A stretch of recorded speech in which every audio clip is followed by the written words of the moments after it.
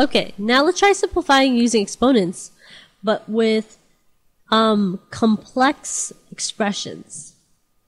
Notice that unlike the other examples, right? This is a little bit more complicated.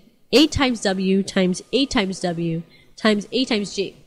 Notice certain variables and certain numbers, certain constants aren't grouped together. What do we have to do? We have to go ahead and group that ourselves. So let's do that. So we have 8 as a base, we have w, and we have g. How am I getting these numbers? How am I getting these variables? I'm just looking for what I see.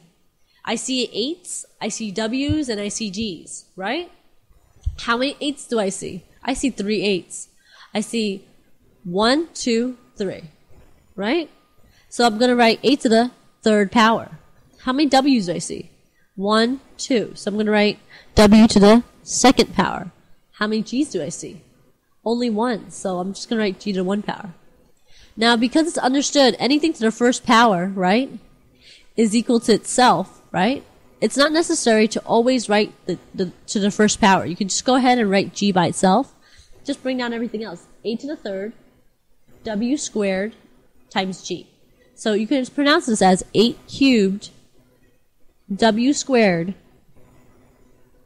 g.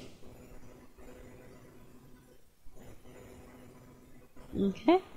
Let's try another one.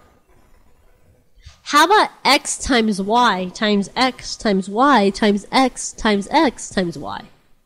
Notice, what do you see here? You see x's and y's. Go ahead and place an x underneath and a y underneath. How many x's do you see? 1, 2, 3, 4. So it's x to the fourth power. How many y's do we see? 1, 2, 3. Y to the third power, right? Okay. That's done.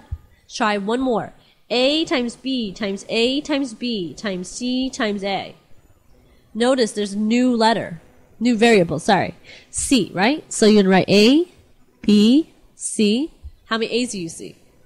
You see 1, 2, 3. 3 A's. A to the third power, or A cubed, right? B, there's 2 B's, right? So B squared, or B to the second power. Right? C, how many C's? Only 1 C. So C to the first power. How do we rewrite that? That'll be A to the third, B squared times C. Because remember, C to the first power equals C. It's understood. It's understood when there's no exponent that's to the first power.